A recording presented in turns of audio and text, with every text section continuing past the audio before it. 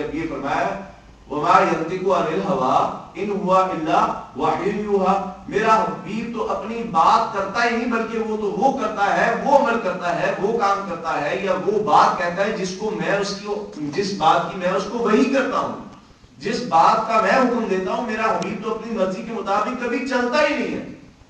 تو نبی جب امت کو کوئی چیز عطا کریں گے تو اللہ کے حکم اور اللہ کی اجازت اور اللہ کے اذن سے عطا کریں گے۔ حضرت جبریل سلام اللہ علیہ، مریم سلام اللہ علیہ کی بارگاہ میں آئے اور کہا مریم میں تجھے بیٹا نہ دوں، تو مریم نے کہا مجھے تو کسی مرد نے چھوا نہیں اور تم کہتے ہو بیٹا نہ دوں، کہ اللہ جو چاہے جو مرضی جس کو عطا کر دے۔ مریم نے سلام اللہ علیہ نے کہا اچھا ایسی بات ہے۔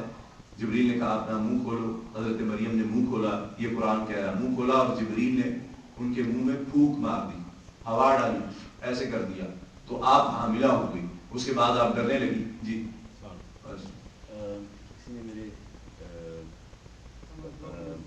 ڈرائیو کیا آگے گاڑی رکھی ہے، پلیز اگر کسی کی گاڑی ہے تو اٹھا لیں وہاں سے۔ اچھا تو انہوں نے کہا کہ مجھے تو کسی نے چھوا نہیں، لہٰذا انہوں نے پھونک ماری اور حضرت مریم سلام اللہ علیہ حاملہ ہو گئی۔ پتہ چلا اللہ تعالیٰ نے جبریل کو بھی یہ پاور عطا کی تھی کہ وہ اللہ کے حکم سے، اللہ کے اذن، اللہ کی اجازت سے وہ مریم کو بیٹا دینے آئے تھے، اور وہ بیٹا کون تھا؟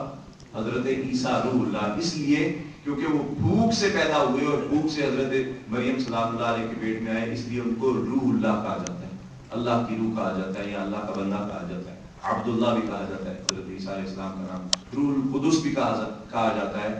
قدس جبریل کا لقب تھا اور انہوں نے چونکہ اپنی ہوا ڈال کے حضرت مریم کو حاملہ کیا تھا تو اس لیے کہا جاتا ہے کہ یہ وہ نبی ہے جو جبریل نے اللہ کے اذن سے مریم کو عطا کیا تھا۔ تو اللہ کی اجازت کے بغیر کچھ نہیں ہو سکتا، اللہ کی اجازت مست شرط ہے، اللہ کی اجازت کے بغیر نہ کوئی نبی کچھ کر سکتا ہے، نہ کوئی صحابی کچھ کر سکتا ہے، نہ اللہ کا ولی کچھ کر سکتا ہے، اللہ کا اذن ہوگا تو ہوگا۔ تو حضرت مریم سلام اللہ علیہ جب حاملہ ہو گئی اور جب آپ کو درد ہوا حمل کا، جو عورتوں کو درد ہوتا ہے، تو اللہ تعالیٰ نے حکم دیا کہ مسجد اقصیٰ سے باہر نکل جائے کیونکہ یہ پاک جگہ ہے، باہر جا، فلاں جگہ پہ کھجور کا درخت ہے، اس کی ٹہنی کو پکڑ، اس کو ہلا، وہاں سے چند کھجوریں گری، آپ نے وہ کھجوریں کھائیں تو حضرت عیسیٰ علیہ نبی علیہ السلام بڑی آسانی سے بغیر درد کے اپنی ماں کے پیٹ سے باہر تشریف لے آئے۔ جب ان کو ہاتھ پر اٹھایا اپنی قوم کی طرف لے کے گئی تو انہوں نے کہا کہ یا مریم تو نے یہ کیا کیا؟ معاذ اللہ، انہوں نے زنا کی تہمت لگائی۔ جب زنا کی تہمت لگی تو انہوں نے بتایا کہ یہ زنا نہیں، اس طرح اللہ کا فرشتہ میرے پاس آیا تھا اور اس نے یہ کیا، پھونک ماری اور میں حاملہ ہو گئی، یہ اللہ کا بندہ ہے اور مجھے بتایا گیا کہ یہ اللہ کا نبی ہے۔ جب ان پہ بے شمار بچھاڑ ہو گئی الزامات کی تو اللہ کی بارگاہ سے انہوں نے التجا کی یا اللہ اب میری پاکی بیان کر دے، میری حرمت کو بیان کر دے، میں تنگ آ گئی ان کے طعنوں سے۔ تو حضرت عیسیٰ علیہ السلام اپنی گود میں چند دن کے بچے تھے ابھی اور سن رہے تھے اپنی قوم کی باتیں یہ کیا کہہ رہے ہیں۔ انہوں نے پھر دعا کی رب اشرح لی صدری ویسر لی امری، یا اللہ میری زبان کی گرہ کھول دے، میرا کام آسان کر دے تاکہ میں اپنا پیغام جو تو نے مجھے عطا کیا میں اپنی قوم کو سنا سکوں۔ جب انہوں نے بولے کیا لوگوں میری ماں زانیہ نہیں ہے معاذ اللہ، میں اللہ کا بندہ ہوں، اللہ کا نبی ہوں، اللہ کا رسول ہوں اور اللہ تعالیٰ نے کتاب و حکمت کی تعلیم دے کے مجھے انجیل دے کے بائبل دے کے کائنات میں روانہ کیا ہے۔ کچھ تو مذاق اڑانے لگ پڑے، کچھ تین فرقے بن گئے اس وقت کے لوگوں کے۔ ایک نے تو استہزاء اڑایا، مذاق اڑانا شروع کیا، دوسرے نے کہا کہ یہ واقعی اللہ کا نبی اور رسول ہے اور اس کے پاس کتاب ہے، تیسرے نے کہا کہ نہیں یہ بغیر باپ کے پیدا ہوا ہے اور بولتا ہے اور اس کے پاس کتاب بھی ہے اور نبوت بھی ہے، رسالت بھی ہے، یہ معاذ اللہ اللہ کا بیٹا ہے اور یہ مریم اللہ کی بیوی ہے۔ تین عقیدے اس وقت یہ قیام میں وجود میں آئے اور تین عقیدوں پر وہ قوم چلتی رہی۔ اس کے بعد آج کل پھر یہ عقیدہ تو کسی کا بھی نہیں ہے کہ وہ اللہ کے نبی تھے یا اللہ کے رسول تھے یا اللہ کے بندے تھے۔ اب ایک ہی عقیدہ عیسائیت میں باقی ہے، وہ یہ ہے کہ معاذ اللہ عیسیٰ ابن اللہ تھے، اللہ کے بیٹے تھے اور حضرت مریم سلام اللہ علیہ معاذ اللہ ثم معاذ اللہ اللہ کی بیوی تھی۔ یہ تھا آج کا درس قرآن، میرے خیال میں صرف 10 منٹ زیادہ لگے اور سارا معاملہ کلیئر ہو گیا۔ اب آپ کو مزہ آیا کہ نہیں آیا یہ بتائیں۔ اچھا یہ ایک بات آخر میں پوچھنا چاہوں گا کہ جب ہم کلمہ پڑھتے ہیں اس میں بھی یہ کتاب گفٹ ملے گی، لیکن ینگسٹر کو یہ باب حضرات یہ نہ سمجھے کہ ان کو کوئی نقصان نہ دینے لگا ہوں۔ اللہ کے نبی کا کلمہ ہے جو ہم پڑھتے ہیں لا الہ الا اللہ محمد رسول اللہ۔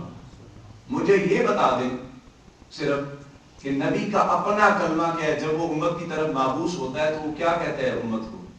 میں اللہ کا نبی اور اللہ کا رسول ہوں. یہ عربی میں مجھے پورا اگر آپ فقرہ سنا دیں. ہم کہتے ہیں لا الہ الا اللہ محمد رسول اللہ، لیکن نبی کا اپنا ایک کلمہ ہوتا ہے. جب وہ آتا ہے اور وہ عوام کو میسج دیتا ہے، پیغام دیتا ہے، وہ کوئی کلمہ اگر کسی کو یاد ہو تو دوسری کتاب اس کے لیے. اگر ینگسٹر کو نہیں یاد تو جو بزرگ حضرات ہے اگر ان میں سے کسی کو یاد ہے تو چلے یہ کتاب ان کی طرف آ جائے گی. نہیں، میں کتاب اپنے پاس ہی رکھوں، پھر لگتا ہے ہمارا کلمہ ہے لا الہ الا اللہ محمد رسول اللہ. جب حضور تشریف لائے، موسیٰ علیہ السلام تشریف لائے، عیسیٰ علیہ السلام تشریف لائے، نوح علیہ السلام تشریف لائے، لوط علیہ السلام تشریف لائے، جتنے بھی انبیاء آتے رہے وہ یہ کہتے ہیں کہ اے قوم، اے امت، یہ پڑھو لا الہ الا اللہ موسیٰ کلیم اللہ، لا الہ الا اللہ عیسیٰ روح اللہ، لا الہ الا اللہ محمد رسول اللہ. جب وہ اپنا میسج کنوے کرتے تھے، ڈکلیئر کرتے تھے، تو وہ یہ جملہ بولتے تھے لا الہ الا اللہ انی رسول اللہ، میں اللہ کا رسول ہوں. لا الہ الا اللہ ہر نبی کا یہ میسج تھا، ہر نبی کا یہ پیغام تھا. لا الہ الا اللہ، اللہ کے سوا کوئی عبادت کے لائق نہیں. انی رسول اللہ، میں اللہ کا رسول ہوں. میں اللہ کی طرف سے نبی بھی ہوں، اللہ کی طرف سے نبوت اور رسالت اللہ تعالیٰ نے مجھے عطا کی تھی. تو یہ نبی کا کلمے میں اور ہمارے کلمے میں فرق ہے. اب رات کو سوتے وقت یہ کلمہ نہ پڑھتے رہیے گا، اس کا مطلب یہ ہوگا کہ آپ اللہ کے نبی یا رسول ہیں. لا الہ الا اللہ محمد رسول اللہ. اور حضور جب کائنات میں آئے تو حضور نے یہ فرمایا لا الہ الا اللہ انی رسول اللہ، میں اللہ کا نبی اور اللہ کا رسول ہوں. اللہ تعالیٰ کی بارگاہ سے دعا ہے کہ پروردگار عالم عمل کی توفیق عطا فرمائے. اللهم صل علی سیدنا مولانا محمد وعلی آل سیدنا مولانا محمد وبارک وسلم. یا الہ العالمین درس قرآن کو اپنے دربار میں قبول و منظور فرما. آج بہت رات دیر گئے تک کیا، باپ تیری بارگاہ میں بیٹھے تھے، قرآن کو سنا. یا الہ العالمین ان کے کاروبار میں، عمر میں، علم میں، اولاد میں خیر برکت عطا فرما. جو پریشان حال ہیں ان کی پریشانیوں کو دور فرما. یا اللہ ہم سب کو لقمہ حلال کی وافر مقدار عطا فرما، حرام روزی سے بچنے کی توفیق عطا فرما. یا الہ العالمین صرف اپنی ذات کی بندگی عطا فرما، اپنا ذکر و فکر کرنے کی توفیق عطا فرما. یا اللہ رمضان کے بعد اسی طرح اس مسجد کے مسلمانوں کو، صفوں کو آباد کرنے کا ذوق و شوق عطا فرما. الہ العالمین اپنے حبیب علیہ الصلوۃ والسلام کے ساتھ ٹوٹ کر محبت کرنے کی توفیق عطا فرما. قرآن و سنت کے مطابق ہم نے اپنے شب روز گزارنے کی توفیق عطا فرما. بیماروں کو شفا عطا فرما. یا اللہ جو احباب بیٹھے ہیں ان کے دلوں میں التجائیں ہیں، کچھ مقصد لے کے بیٹھے ہیں، یا اللہ ان کے مقاصد میں کامیابیاں عطا فرما. ہماری ماں بہنوں بیٹیوں کو شرم و حیا کی چادریں عطا فرما. الہ العالمین ہمارے رمضان کے روزوں کو اپنے دربار میں قبول و منظور فرما.